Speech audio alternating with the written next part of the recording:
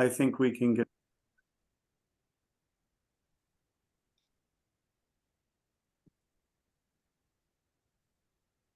All right, any introductions or anything have to be said before we begin? I gave a short introduction to the center. Let me give a short introduction to Lama Losang. He is the spiritual director at KTC Jacksonville, and also the head of the Gainesville KTC Center. He resides in Gainesville and has been our spiritual director for several years now, at least. I'd say probably, I don't know, 7-8 years, Lama Losang. Do you think that's what? Yeah. He's a wonderful teacher, and we love having him teach here at the center, as well as to give us guidance, not only in our spiritual pursuits, but also in our personal pursuits as well. Hi, welcome. Have you been here before? Is this your first time? A few weeks ago. Okay, I'm Mike. Nice to see you again, Natalie. This is Lama Losang. So he's our spiritual director and is really a wonderful teacher in his own right. So we're happy to have him. Usually it's the second Tuesday of the month that he's here with us. But since he was out of town at the Manlam, we're having him today, but he'll be back with us on the next second Tuesday of the month. So Lama, thank you so much for being here, and please take it away. Okay, thank you. My pleasure. So we said that maybe meditation will be the topic. I know that you have been reading in the text about meditation, and particularly the Mahamudra variety. But and we are, this Karma Kagyu is really, it is the Mahamudra lineage, the Karma Kagyu. And you often will be saying, the prayer, the Karma Kagyu lineage prayer that identifies it's both an aspiration prayer to attain the state of Mahamudra, and also a devotional prayer to our lineage teachers. So, to become familiar with that Mahamudra lineage prayer is a good start. It's a pretty pithy kind of prayer. So we're going to talk about meditation, which is all Buddhists emphasize meditation, particularly tranquility, Shamata, and insight, Vipashna. So these sitting meditation practices differ slightly in different schools, but they have the same goal, to tame the mind, so our wisdom mind can shine forth. And as we've mentioned previously, the Buddhist teaching consists of cultivating virtue and abundance and avoid wrongdoing and taming the mind. The vehicle or the way to do that is meditation. And the means for taming the mind, is the various meditations, beginning with Shamata. So what we'll talk about tonight is a description of the meditation procedures. And it is, however, important to have the right view, about why we are practicing meditation in the first place. So it includes practical and theoretical approaches to our meditation practice, as these two, go together. We study, we contemplate, and then we practice. So we need a philosophy to guide our everyday practice, and we ultimately change the way we live by positively changing the way we view the world and our place in it. And the vehicle for that is meditation. So we can talk a little bit about the guidelines for meditation, and I do enjoy an interaction. So when there's questions, don't hesitate to ask.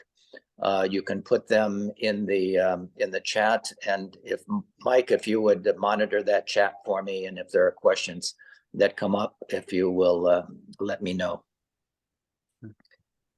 So emphasis is placed on the importance of meditation practice.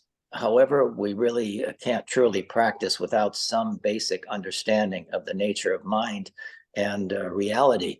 The Buddhist teachings guide us in how to become familiar with our basic goodness, called Buddha nature, And this is inherent in everyone without exception. The word for meditation is in Tibetan is gom, G-O-M, and it means becoming familiar with. And of course, what we're becoming familiar with is our own mind. We often go through life, without really attending. We say my mind, but what does that mean? Our lives.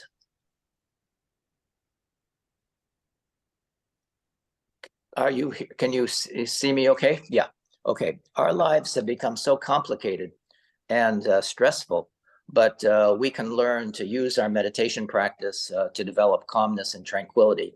And that is the first thing we do with our shamatha. It will not, bring immediate, instant results, but if we are consistent and sincere, beneficial changes will gradually develop. And that is this basic meditation technique is called calm abiding or tranquility meditation. Shamata is the Sanskrit word. Shane is the Tibetan word.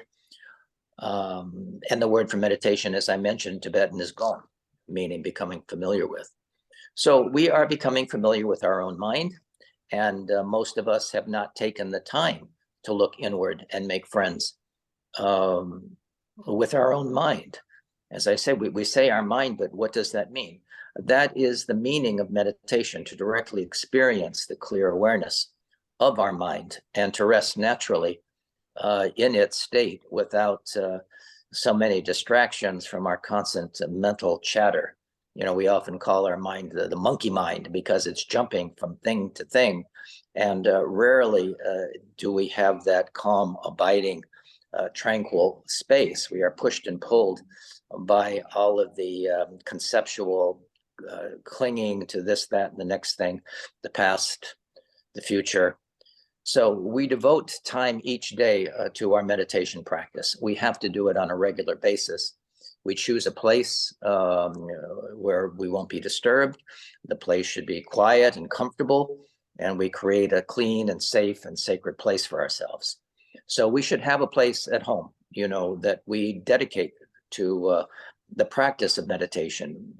We have our bedroom where we sleep, and we have the kitchen where we cook, and we have the dining room where we eat, and we have a living room where we watch TV or do other things.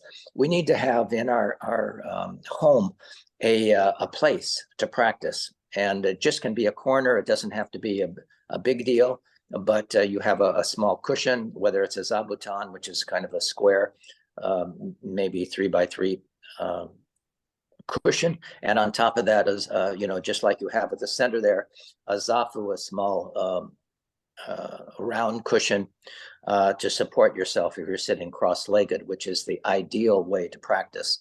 That's the way the Buddha taught, to sit in full lotus if you can, with the foot on the opposite thigh, or with one leg in front of the other in a half lotus. But if you can't do that for whatever reason, if your body doesn't allow you to do that, you can certainly sit in the chair. The important thing is to keep your spine straight. And we'll talk about the specifics of posture in just a moment. But to have a place to practice, that is comfortable for you. You can have a small table to put add a flower, incense, a picture of your teacher or other kind of a spiritual teacher or Buddha, and other types of inspirational items that help create, a special sacred environment to enhance not only the beauty, but our mindfulness. Because we meditate with the mind. It's important that we really do make friends with our mind, and we're able to view the mind with a certain detachment and follow. We'll give the instruction on just how to do that, starting with shamatha meditation, also known, as I said, as calm abiding. That is the foundational practice in various Buddhist traditions, particularly in the Tibetan Buddhist tradition. And again, the term shamatha is derived from the Sanskrit and means calmness or tranquility. So first we have to calm the mind down. The primary objective of shamatha is to cultivate single-pointed concentration and stability of mind by training the mind to remain focused on a chosen object of meditation. Often we will use the breath. That is something we always have. So we are aware of the inhale, we're aware of the exhale, we're aware when thoughts come into mind, but we don't follow them. We return again and again to just the following the breath. And practitioners develop the ability to sustain attention and reduce distractions over time. The Buddha taught this to establish basic tranquility and calmness of mind. Any particular question about anything so far? It's pretty straightforward.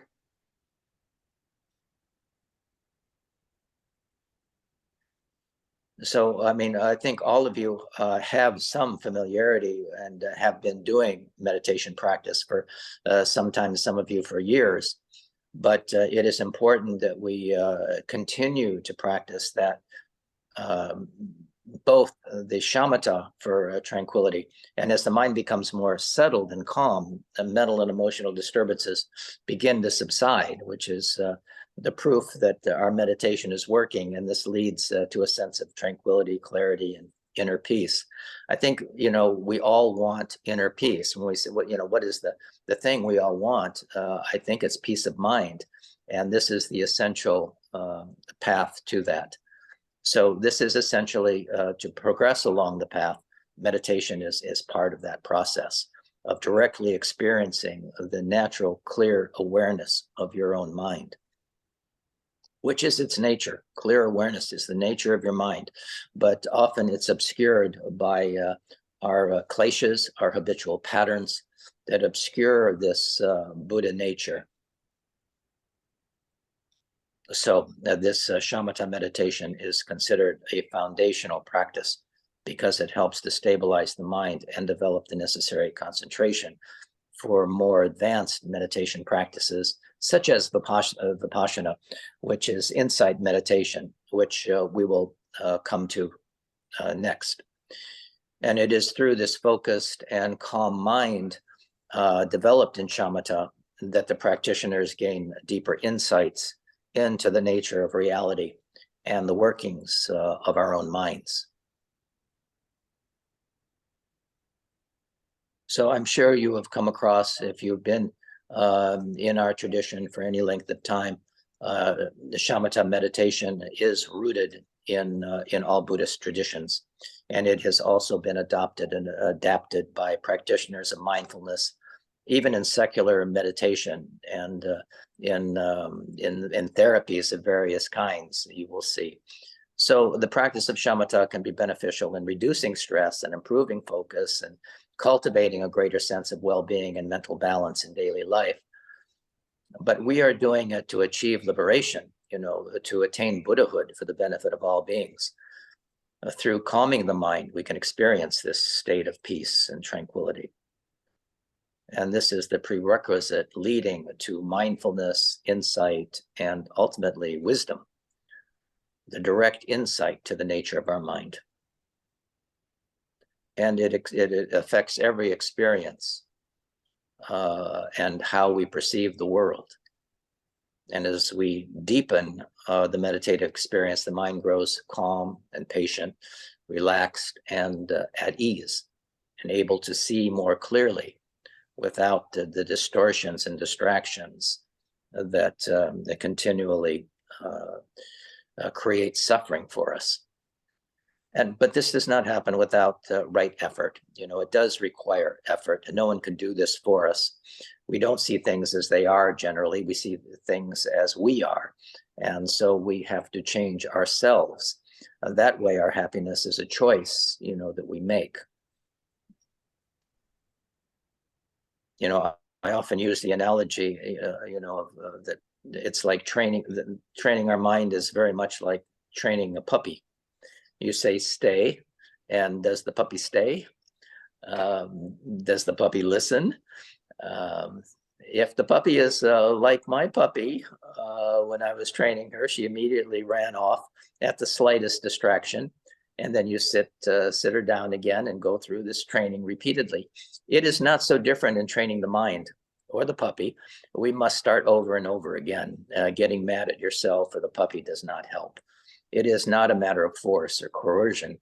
You know, we just begin again to tame the mind with patience and perseverance. But training the mind to stay is the essential point.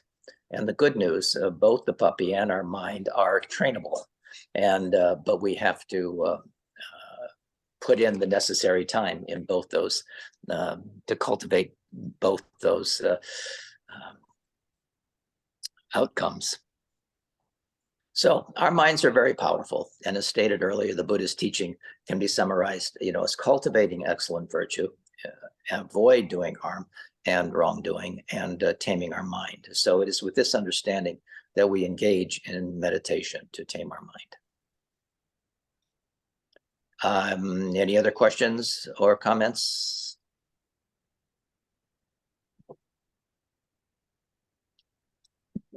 So meditation is mind training.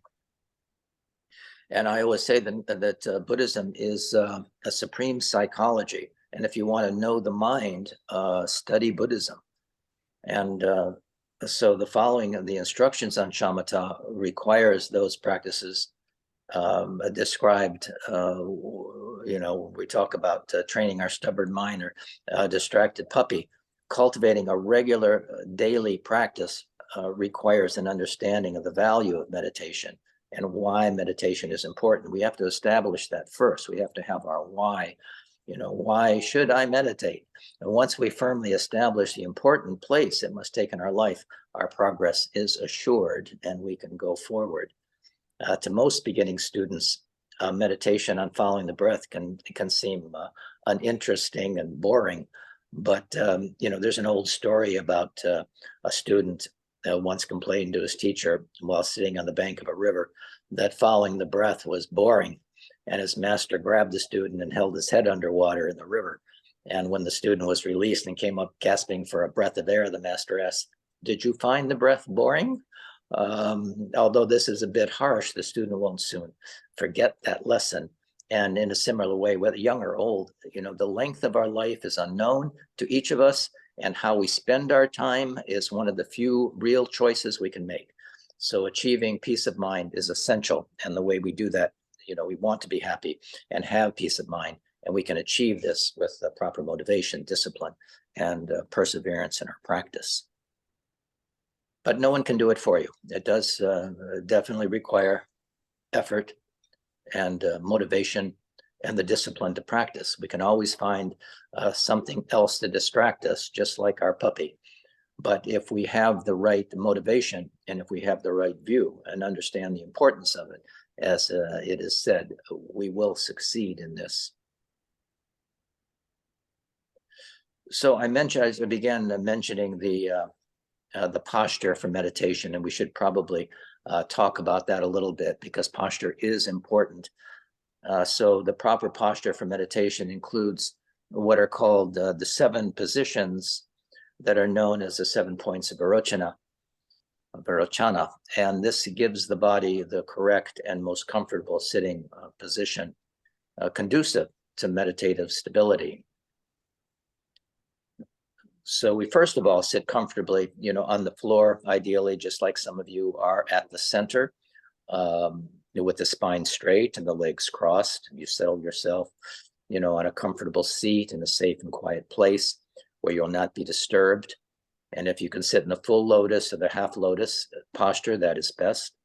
As I mentioned, the full lotus posture, both feet rest on the opposite thighs with the soles upward.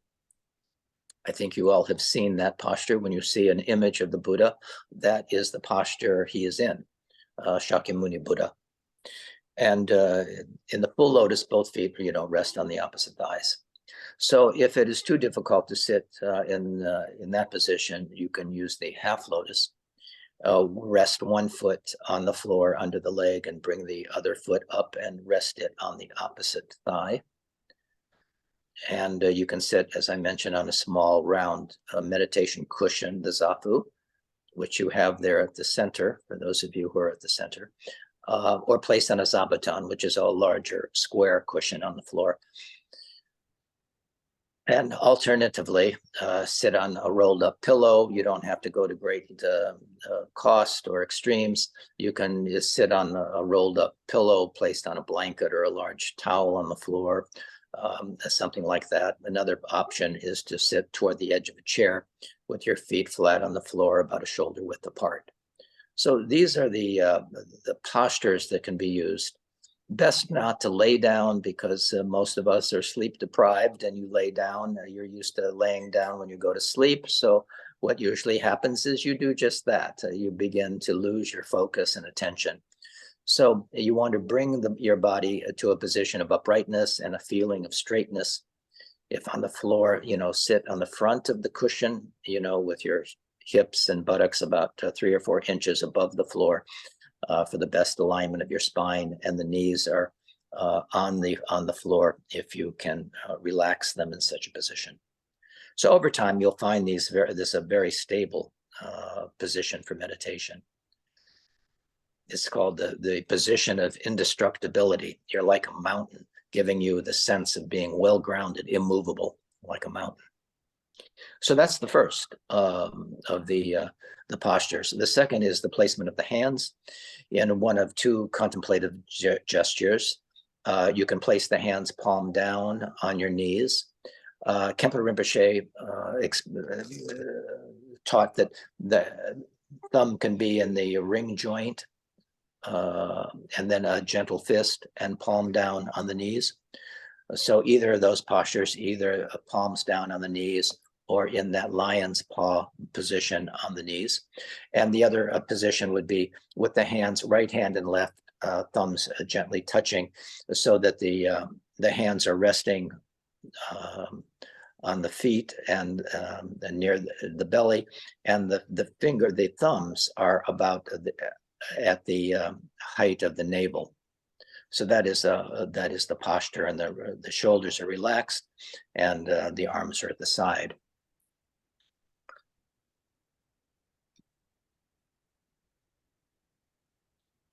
So your hands will naturally rest in that position, about 4 finger widths below the navel in your lap, and touching your thighs and close to your abdomen. In this posture, as I mentioned, the thumbs are approximately at the level of your navel, and either of these postures is fine. Find the one that is most suitable and comfortable for you. So that's the second. The third posture is keeping the spine straight. Avoid any tendency to lean back or forward or to the side, and make whatever micro adjustments are needed, to maintain straightness throughout your sitting practice. Sometimes we can begin to slouch a little bit.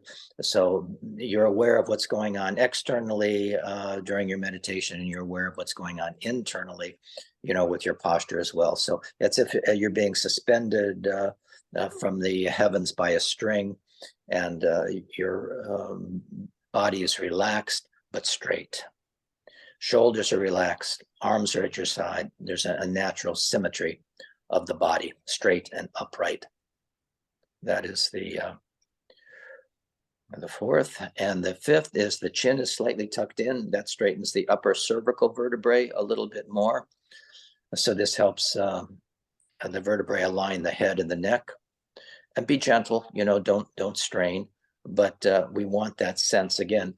It's like a skeleton. If you've ever seen a skeleton just hanging by the top of the head there, everything is just hanging, and you have that kind of feeling. Chin is tucked in. And the sixth is the tip of the tongue is resting on your upper palate at the base in front of your teeth. And this helps to control saliva production and avoid the frequent swallowing, and let the jaw relax. And the seventh, your eyes are open, which is a little unusual sometimes with people who have been meditating. Often they meditate with the eyes closed. But if you look at an image of the Buddha, his eyes are gently opened, not wide open as we would normally be, but they're not closed. And your gaze is downward at about a 45-degree angle. Let your eyes be relaxed, slightly open, half-lidded, and unfocused. You're not looking at anything. You keep the head and neck straight, and gaze down at an imaginary spot about a forearm's length in front. So those are the 7 points of Virochana. And because some are not accustomed to these different positions, or because of differences in flexibility, our bodies and so forth. Some people may be able to do these positions easier and more immediately than others. Whatever the difference is, though, it is important that we understand these positions and that we commit to a daily meditation practice. And correct posture just helps the mind find peace and strength and control. So it benefits the physical body by bringing its energies and elements into balance and harmony, creating the conditions, for awakening and for a good meditation. And as I mentioned, for those who are not able to sit, in the cross-legged position, you may also sit in a straight back chair and sit towards the edge of that chair to avoid leaning back. And the feet are flat on the floor, about a shoulder width apart. Hands are in the same positions as we talked about, either resting on the knees or in the lap. So experiment with your posture and keeping the back straight, staying relaxed, and observing the other points for your meditation practice as previously stated. And as with most things, there's a learning curve, and with practice and attention to these posture details, you will soon be able to sit comfortably for extended periods of time. Questions about anything so far with the posture and the positions that I mentioned? So this is our training in meditation. This is a Shamata, a basic meditation for taming the mind. And our posture is important, and our intention is important. And we'll talk next about the basic meditation for taming the mind.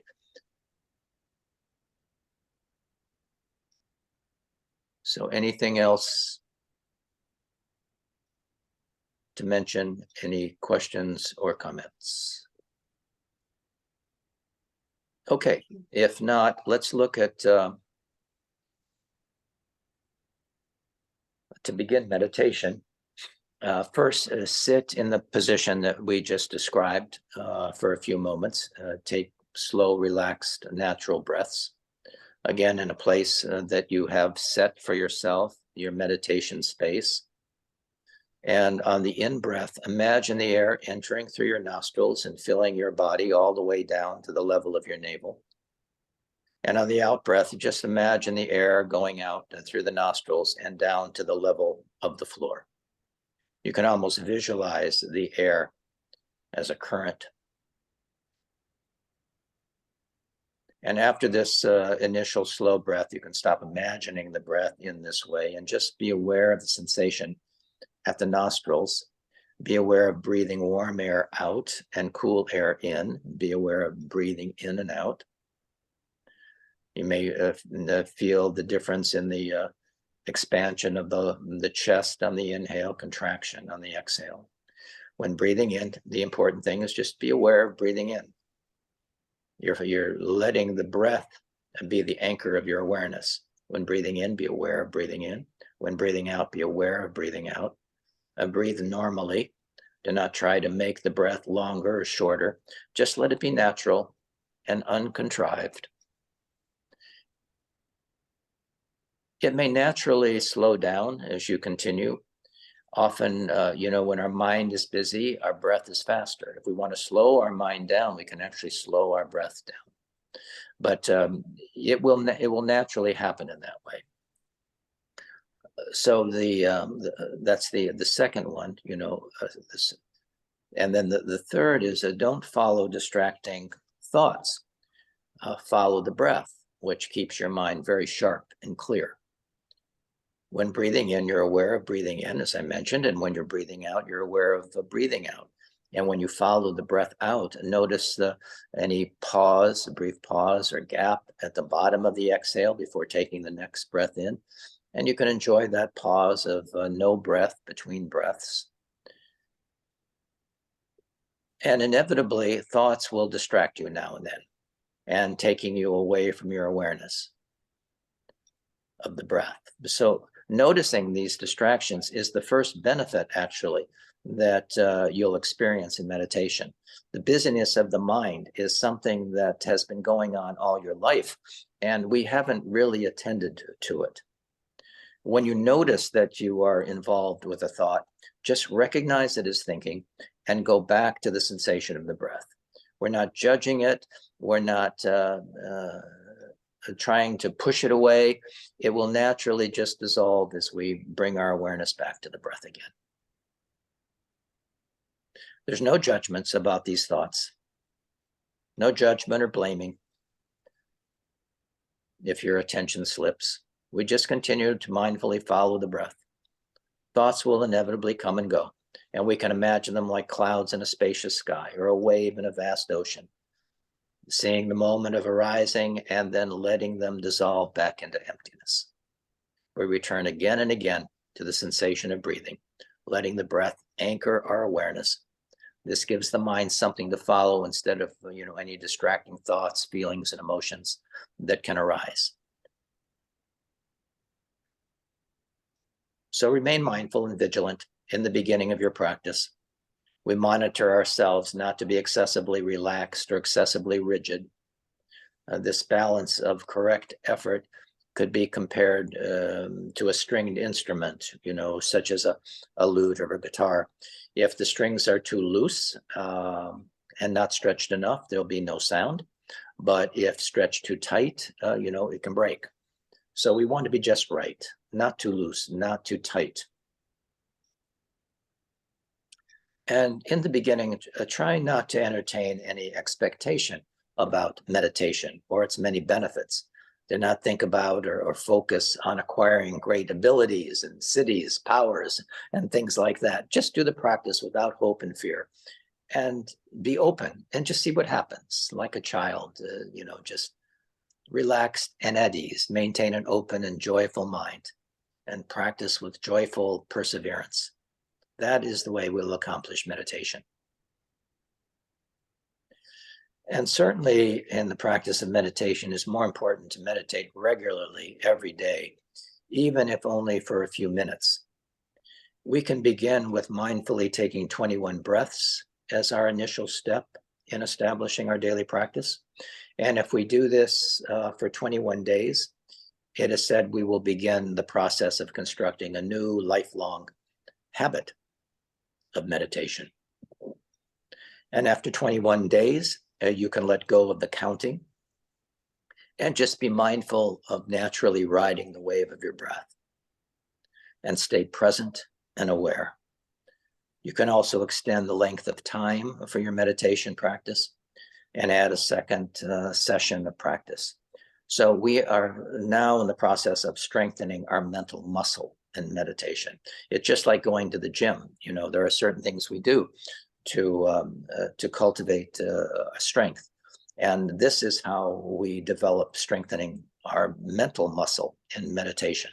So it's important to establish, a daily practice, and just 21 breaths for 21 days.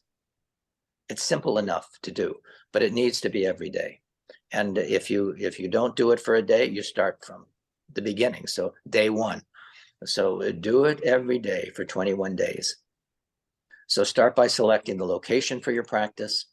As in real estate, the three most important things to consider in setting up your meditation space are location, location, location. Whether it's a corner in your bedroom or any other quiet spot in your home that is clean and quiet and gives you a calm feeling will work.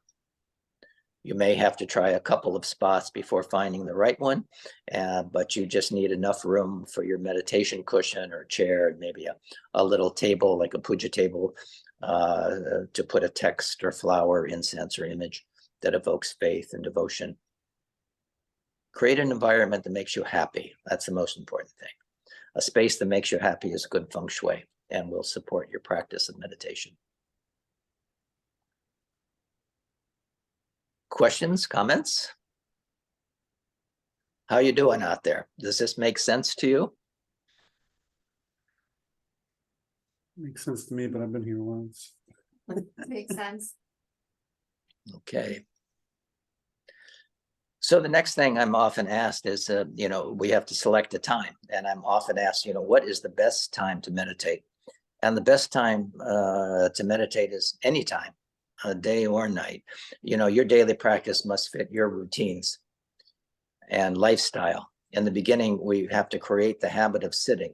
So if you can be regular and consistent for those 21 days, you can create the new and lasting habit. Begin by sitting, for 21 breaths. And when starting a practice, it is better to sit, as I was saying, for short periods more frequently. Later, you can extend your sitting time and or add another session.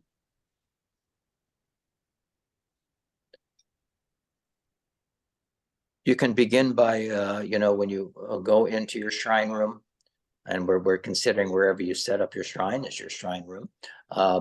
You can make an offering, such as lighting a candle or offering a flower or incense. A stick of incense is fine. You can make 3 prostrations as well.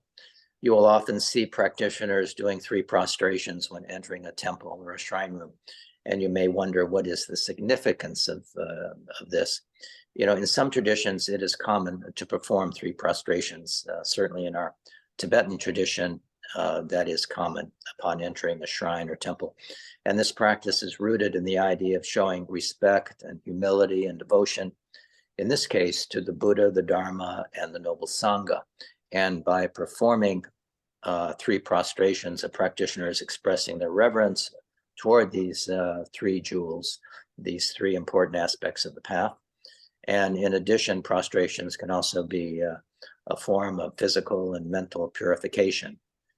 By bowing and touching the ground with 5 points, those 5 points being the forehead, the hands, and the knees on the ground, a practitioner is symbolically offering their body, speech, and mind to the 3 jewels and letting go of their attachments, their ego, and delusions. So consequently, this is a way of generating merit, which also leads to spiritual progress and liberation. If you can't do 3 prostrations, as I mentioned, with the 5 points on the ground, you can bow from the waist 3 times with the same aspiration and intention.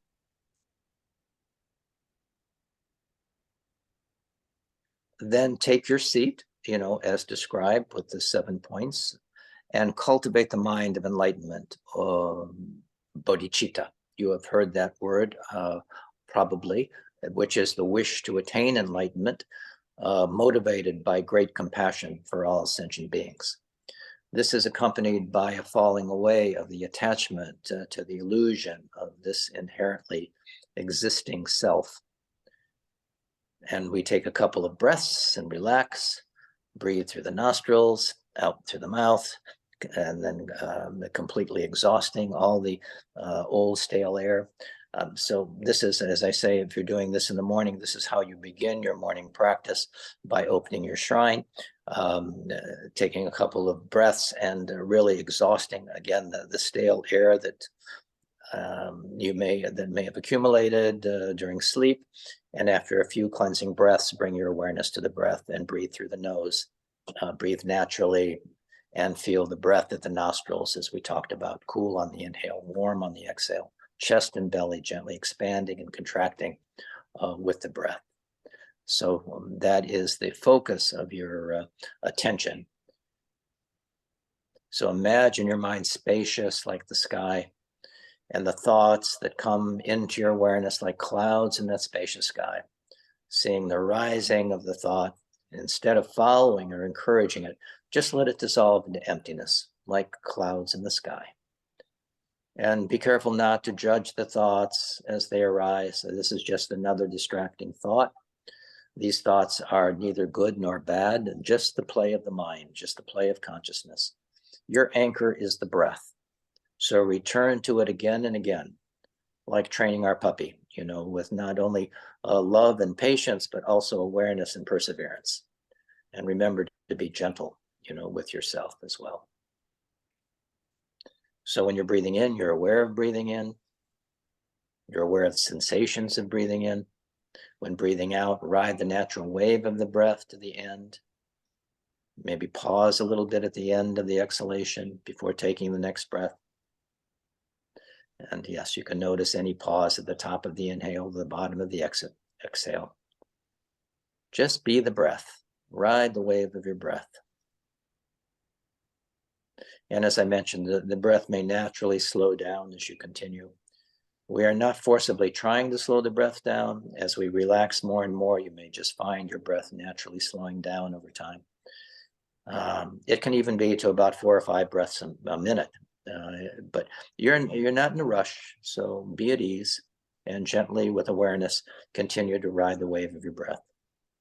Keep a light heart and the feeling of gratitude for the freedom to practice. You know, we are so fortunate to have to be living at this time where we have the teachings of the Buddha still available. We have wonderful teachers who teach the Dharma, and we have all of the capacity to understand and actually the leisure time to practice. You may not think you have leisure time, but we do. We have the leisure time that we can spend doing 21 breaths for 21 days to begin.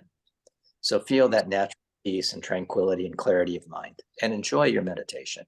Don't be in a rush, and make sure you have enough time to just relax and begin to cultivate that awareness. Again, questions or comments?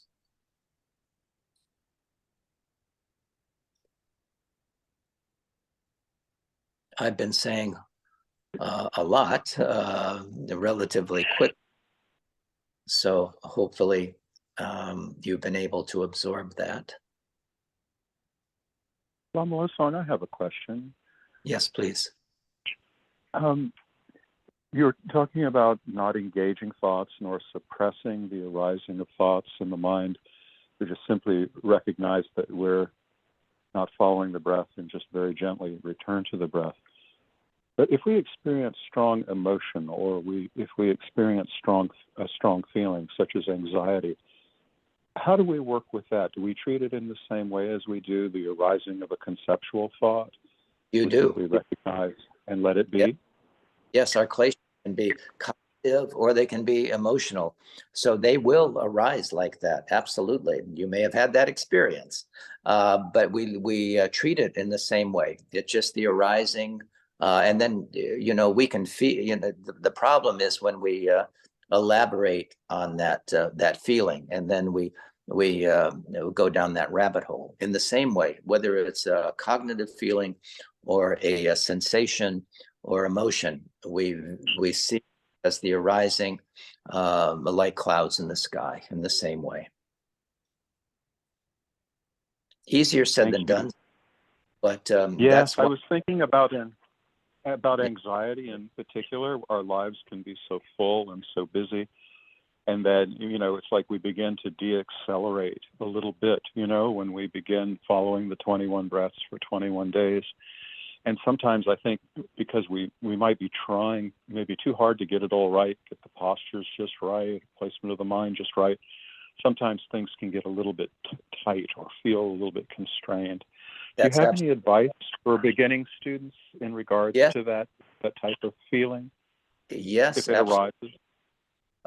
So, you know, if we're looking at the all the different aspects, to summarize, you know, the Buddha taught 6 different aspects of shamatha meditation, and these are: have the correct posture, hold the mind on the breath, cut the stream of thoughts and mental chatter and emotional uprising, eliminate dullness and agitation, so you're aware when these things, and it, you know, we all have different kleshas, we all have different karmic causes and conditions, and it may take a while to uproot these things, but that is the point, is to uproot these cognitive obscurations and emotional obscurations.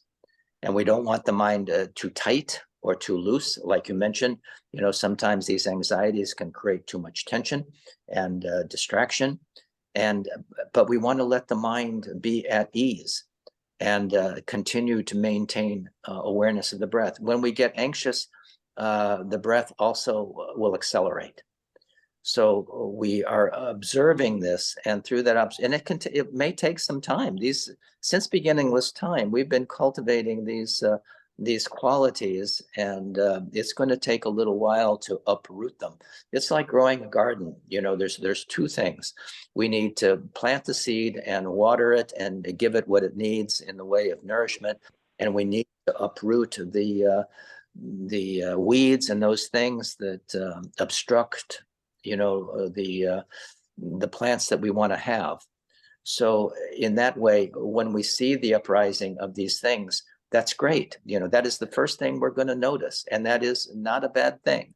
So when we see it, we just have to disengage from it, and it may be very persistent in that way. And we're also going to talk about walking meditation. Sometimes getting up and walking, we're not used to sitting for extended periods of time. We're pretty active. In India and Tibet, they don't do that much walking meditation. But for Westerners, I think it's helpful. And I will talk about walking meditation too, that you can conjoin with your sitting practice. But so when we consider the physical posture, we take a stable seat, we place the hands, we straighten the spine, we tuck in the chin, we place the tongue on the roof of the mouth, we lower the gaze. That is the posture. And then our mental attention, we place our awareness on the breath. We follow the in-breath and the out-breath. Initially begin by silently counting each out-breath 21 times, and let go of the counting then, and mindfully follow the breath as you do that for 21 days. So when the attention wanders, notice the distraction as it arises. Label the distraction thinking or feeling or emotion, and bring your awareness back to the breath again. Let go of the distraction. Just see it as distraction. You can even name it if you like. Sometimes naming it gives it, it's other than you. It's not. It's not what you're doing right now. And then return your attention to the breath. So the mind is not too tight, as you mentioned. The body and mind are relaxed and there's no strain or forcing the attention. And remember, the mind is vast like space. It is actually free of stress, and it's clear and free of dullness. Notice any distractions as it arises and be mindful, remain present, and continue to ride the wave of your breath. Mm-hmm. So those are the things that we come back to again and again, just like training the puppy. It's the same thing. These are all distractions that we are definitely going to encounter. I don't know if that answered the question sufficiently, Michael, but we often think that our emotional things grab us maybe more than the cognitive things. For some, it's more cognitive. For some, it's more emotional. But it comes to the same thing. These distractions have to be uprooted. Thank you, Lama Losang. That's very, very helpful. Thank you for those instructions. So Lama, yes. Talk a little bit, you mentioned kleshas. Can you define kleshas and how we relate to them? Yeah, they're mental and emotional disturbances. They're poisons. They're considered poisons really to the mind. And we go over and over again. We have very similar thoughts during the day, and we repeat the same thing, the same worries, the same preoccupations. And since beginningless time, these situations are in our mind stream, and they continually manifest. So kleshas are those disturbances that create suffering for us. It's our clinging. The degree of our suffering is the degree of our clinging, basically, to a self. And all of the negative emotions that we have arise from our constant striving to aggrandize this contrived sense of self. And there are many different ways that we've done that since beginningless time.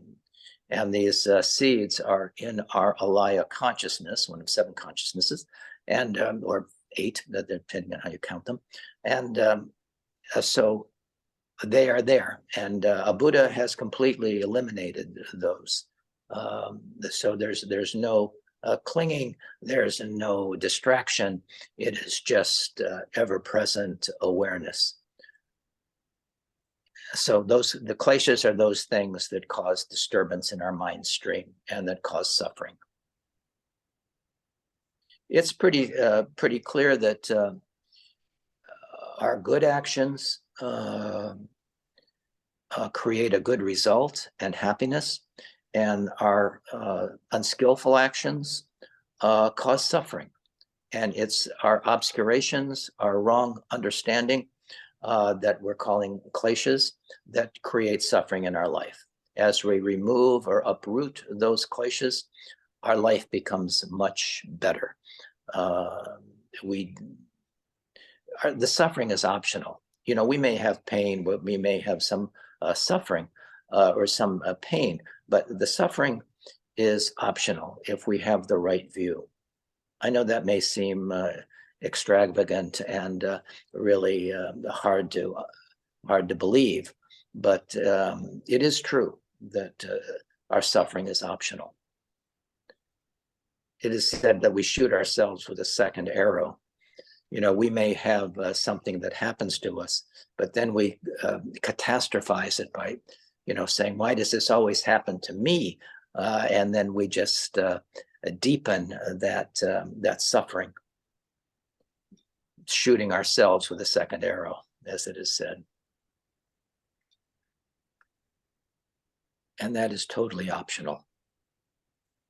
But it is our habit, and that is what kleshas are. There are habitual patterns that create suffering.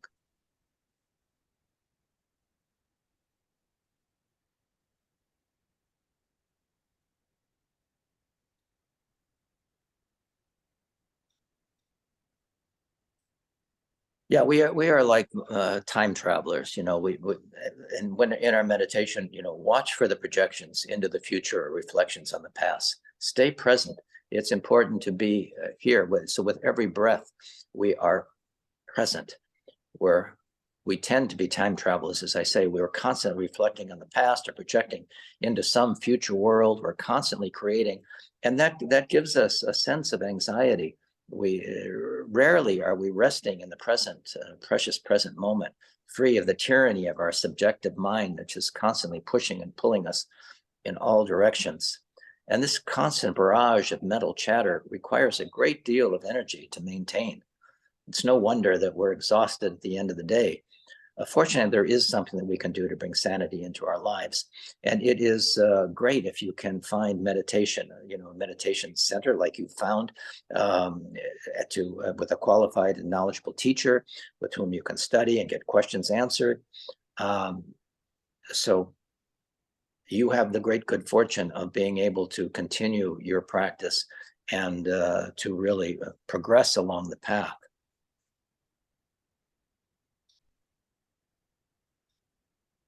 But it requires attention. It requires, you know, we talked about the Four Noble Truths and that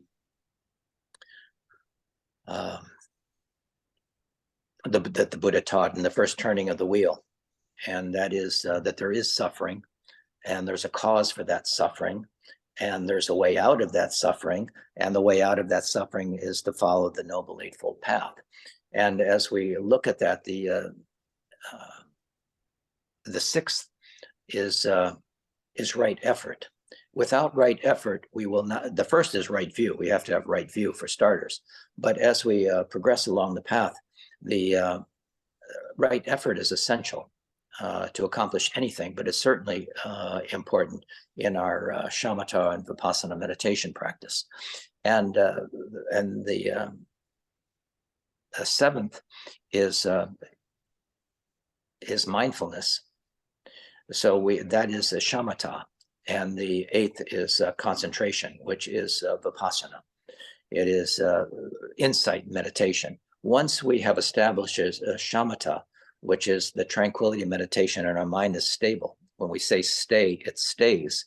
Then we can become more absorbed in the samadhi of our meditation that leads to insight. And that's where we begin to see the nature of emptiness, and we begin to let go of the structures that have been building the illusion of this self, this ego. And as we break that down more and more, we are able to establish wisdom, compassion, and all of the qualities of the Buddha.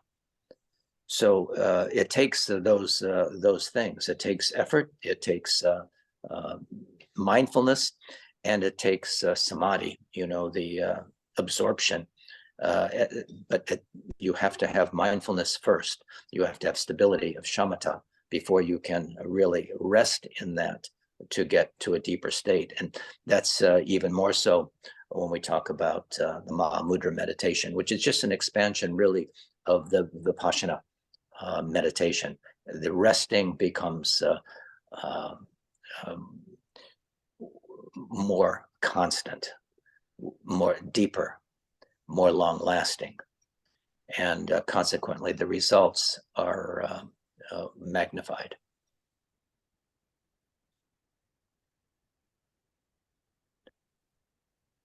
So as we mentioned, the two ways through which we can gain freedom from our habitual mental and emotional patterns, these kleshas that we're talking about, involve meditation. In our meditation practice, we work with our body, speech, and mind. But of these three, the mind is the most important.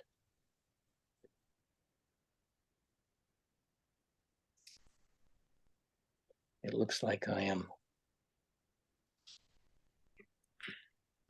needing to charge up my phone here a little bit.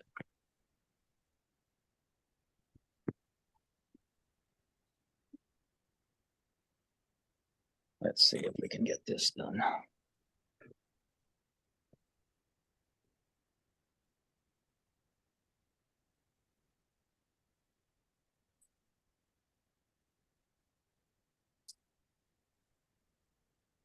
Okay.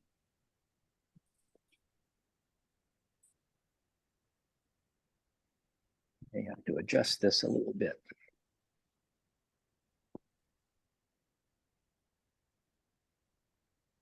Okay. I had to plug in my phone. Okay, so let's see. Where were we? Oh, talking about the mind, yes. So this attention to the mind is called mindfulness, and it is the awareness of this present moment. I said we have to be in this moment, and I mentioned that we're like time travelers. Rarely are we in this precious moment of now. We are projecting into the future or reflecting on the past with remorse or regret or who knows, all the different kinds of things. But it is awareness of this present moment of what is happening right now that keeps us, our minds to be in the ever-present now. So with the mind relaxed and at ease, we can become aware of this precious moment. And with awareness, we consequently notice when our mind is wandering and distracted, and then we can return to the present again. We are trainable.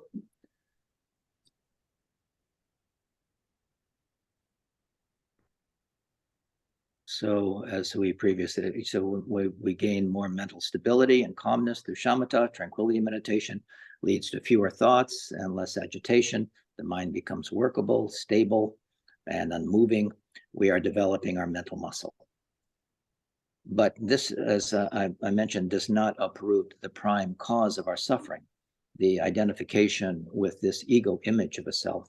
So we now are ready to begin the second process of insight meditation,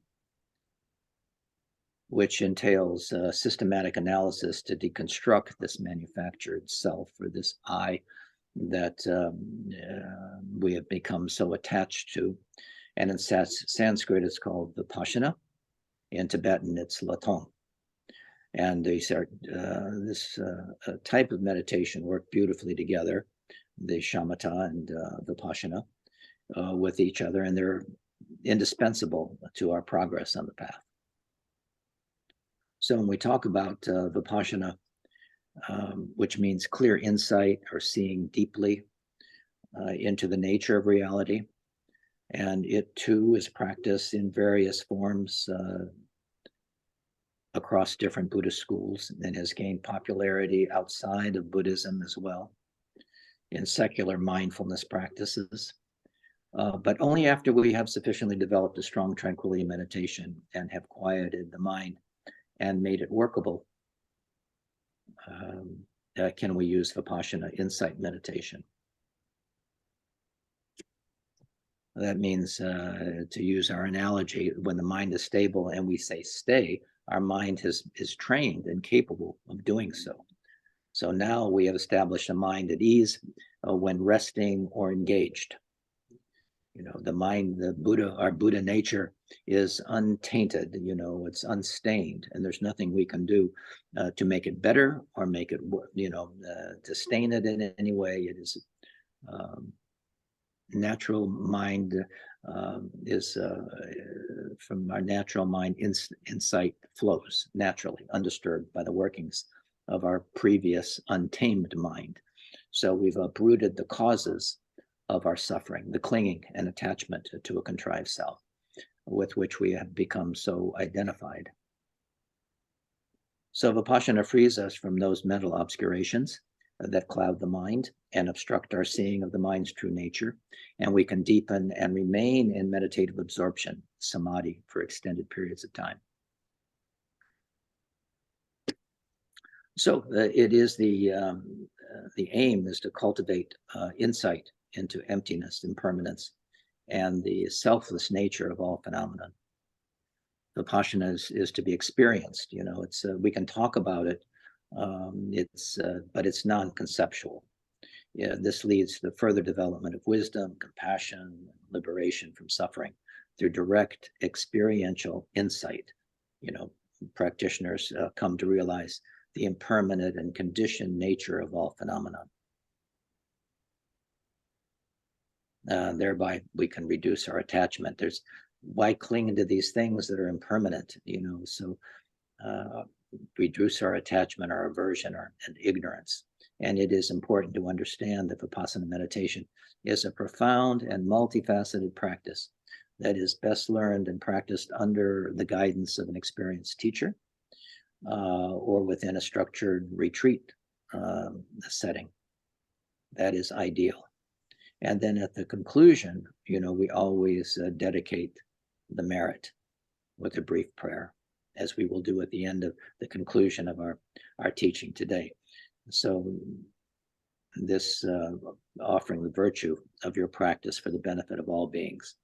And then this concludes your practice, you know, to begin with anyway. That always dedicate the merit. This is the foundation, you know, upon which other practices can be built.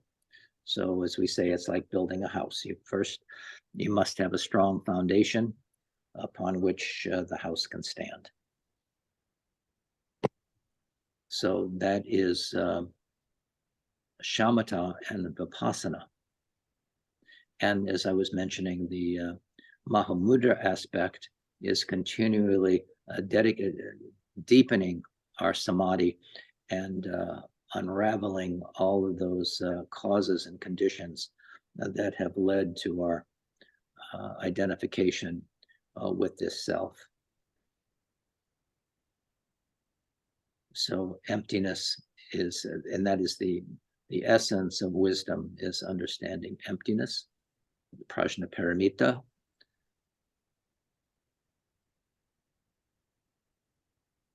Would you like to know more about walking meditation? It's not talked about very much. I don't know if you're interested in that, but we can talk about it if you like. We've got a couple That of would be wonderful. That'd be great. Okay. So it is the Buddha himself who first taught the walking meditation found in the Great Discourse in the Foundations of Mindfulness. And now people are not so used to, some people are not so used to sitting in meditation for extended periods, and they may feel agitated and bothered by pain or becoming dull, lethargic, and sleepy. instead of stopping your meditation, it's better to do a combination of sitting practice and walking practice, walking meditation. So the movement of walking meditation helps wake us up and improves the clarity of our mind by improving the circulation of qi and blood. You know, as a practitioner of Asian medicine, just as a reminder, the qi is the vital life force of the body, which we'll explore in another time. But to move the qi and move the blood and wake us up a little bit, walking meditation can be useful, and it's important that I think we talk about it a little bit, because it's not practiced so much. But one other important reason for walking meditation is that it helps with post meditation, and we can bring our meditation experience to our daily life as we move and go about our daily activities, but without leaving the meditative mindset of peace and tranquility on our meditation cushion. So this takes you closer to bringing meditation or some sense of meditative momentum into your day-to-day life. This bridging between formal and informal practice is an important step. So for the walking meditation, if we look at the hands, for example, in walking meditation, we hold the hands in front at the level of the navel, with the palms, as I mentioned, in the sitting practice, actually. So with the palms up, right hand and left, thumbs gently touching. This is the gesture of mindfulness and equipoise. You can use the same gesture of the hands that are in the same way that we used them in the sitting practice. So you just don't want them swinging at the sides. It's can be distracting, and so the hands are stable. And the feet, we walk by first lifting the heel up off the ground, and then rolling the foot forward, and then to the tip of the toe, and then we lift the foot off the ground and move it forward, taking the step, placing the heel on the ground first, and then gradually the whole foot. So we walk lifting. So if we're walking and the right heel, the right foot is on the floor, we lift the heel, we come on the toes, we pick up the foot, we bring it forward, we lay the heel down, and then the whole foot, and then we place the weight, press the weight onto the foot. So we're mindful of these 4 stages. There are various stages of walking meditation as one progresses in this practice of mindfulness meditation. This way, we take moderate steps and with the right foot first, and walk in a straight line. You can walk clockwise as well. It depends on how much space you have, how much room you have to practice. So you're instructed to be mindful of only one thing during walking meditation: the act of stepping in 4 stages. So lifting the foot, moving the foot forward, placing the foot down, and shifting the weight and pressing the foot on the ground. Those 4 things.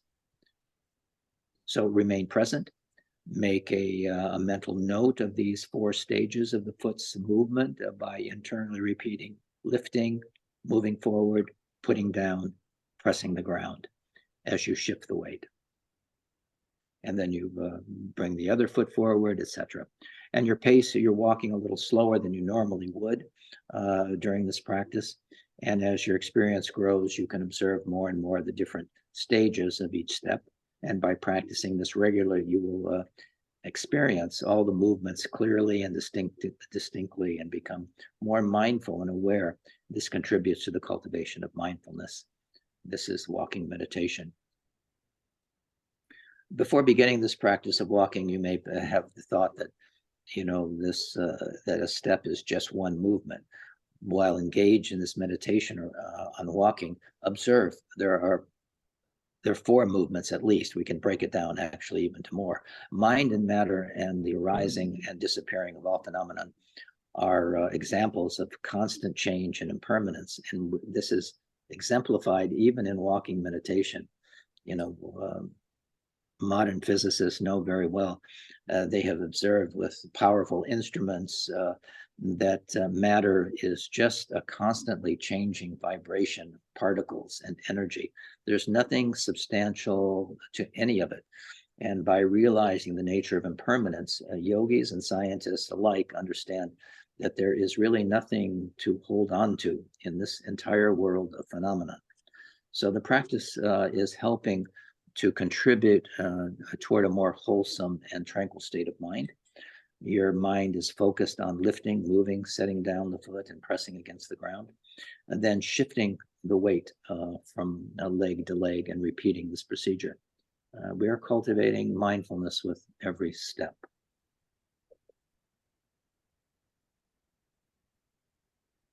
So, any question about the walking meditation and how you might use it? Do you think you're attracted to using it?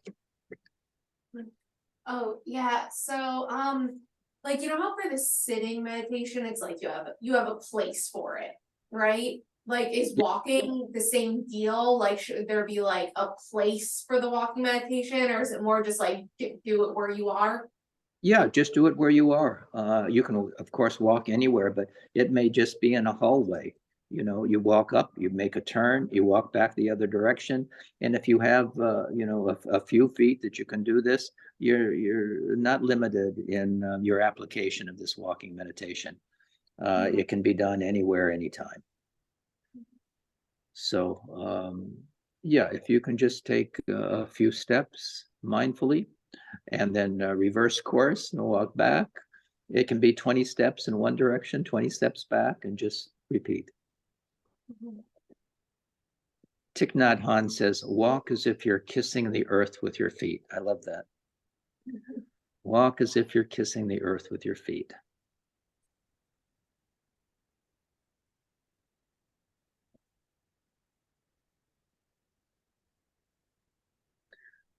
But yes, so you bring that idea of walking meditation to your daily life.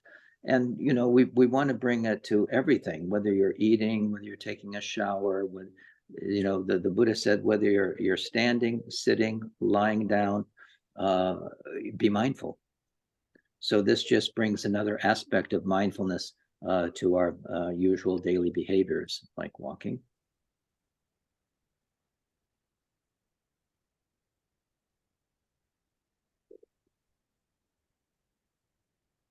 Any other comments or questions?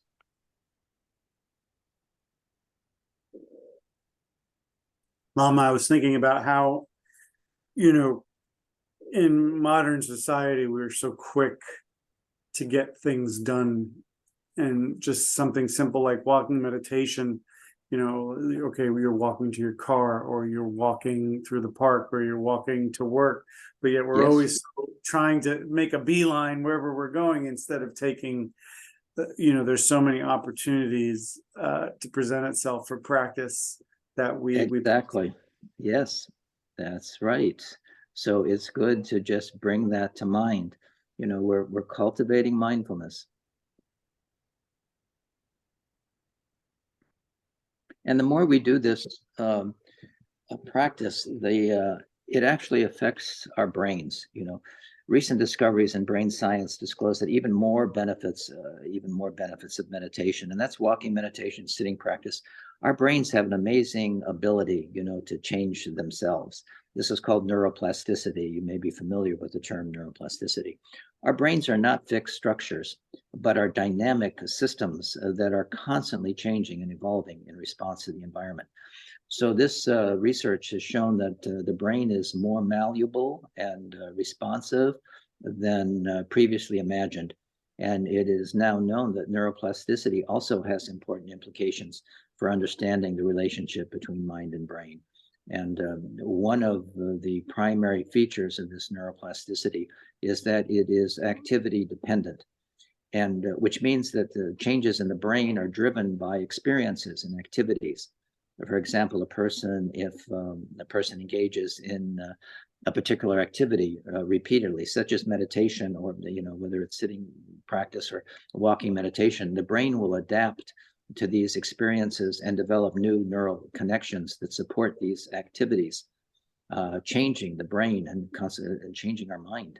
So because of this capacity, we can radically change our thought patterns to having a more loving and compassionate experience. And with these practices, we come to rest in the natural clarity of the mind, ultimately revealing the very nature of reality and our own Buddha nature, the reality of who we truly are. And this is really the answer to the question, who am I? And with this understanding and with the highest motivation in the spirit of the Bodhisattvas, we wish to attain Buddhahood for the benefit of all beings. And so we have been on this journey since beginningless time. And we now have the good fortune to have been born human with all the qualities and conditions needed to make this precious human birth meaningful. So we must take advantage of this opportunity and use these blessings wisely. Hopefully you have benefited, from this brief talk about meditation, shamatha, tranquility meditation, walking meditation, to enter the path to true freedom and released from the chains of desire and attraction and aversion. And we can tame this monkey mind and realize the essence of the truth taught by the Buddha. So, we can, I mentioned briefly the Buddha's teaching on the Four Noble Truths. It's important, that we keep these in mind as the foundation for to provide a framework for understanding the nature of suffering and showing the path to liberation from it. So remember the truth of suffering, that all beings experience suffering, physical and mental, the truth of the cause of suffering, attachment, craving, ignorance, the truth of the cessation of suffering. It is possible to end suffering by letting go of our attachment and craving, and the truth of the path leading to the cessation of suffering, the Noble Eightfold Path, leading to the cessation of suffering. And I mentioned the last three, but I guess just in review, we have talked about those in the past. But the Noble Eightfold Path, the right view, starts with right view, which is basically an understanding of the Four Noble Truths and the nature of reality. We have to keep that in mind. And right thought, cultivating wholesome intentions, such as compassion, generosity. Right speech, speaking truthfully and kindly. We have lots of opportunities, for speech, in our society now. And speech also means, like our digital world, when we are online saying things, is our speech helpful or hurtful, harmful? First of all, we don't want to do harm in our speech. So right speech is important to contemplate. Right action is the third. So we have, or the fourth, we have right view, right thought, right speech, right action, which is acting ethically in accordance with the precepts, right livelihood, earning a living that is in a way that is ethical and does not cause harm to beings or the environment. Right effort, I mentioned cultivating wholesome qualities and letting go of unwholesome ones and committing to your meditation practice. Right mindfulness, developing the increasing awareness of the present moment, remaining at ease and without distraction. Shamatha meditation, is the training that makes the mind stable. So that is right mindfulness through shamatha meditation. And then right meditation or right concentration is having developed our capacity to rest the mind in meditative absorption. We are able to directly experience the nature of our mind, our Buddha nature. So to accomplish the goal of these teachings, one must cultivate all the factors of the Noble Eightfold Path. And this involves developing correct view, wisdom, ethical conduct, mental discipline through meditation, mindfulness, and compassionate action. But by doing so, we can gradually overcome our attachments, our ego clinging, our craving, and one can then experience the cessation of suffering and realize our natural, ever-present, clear, and lucid, awakened mind. That is what the Buddha taught. So I think we have exhausted our time. Any final questions or comments?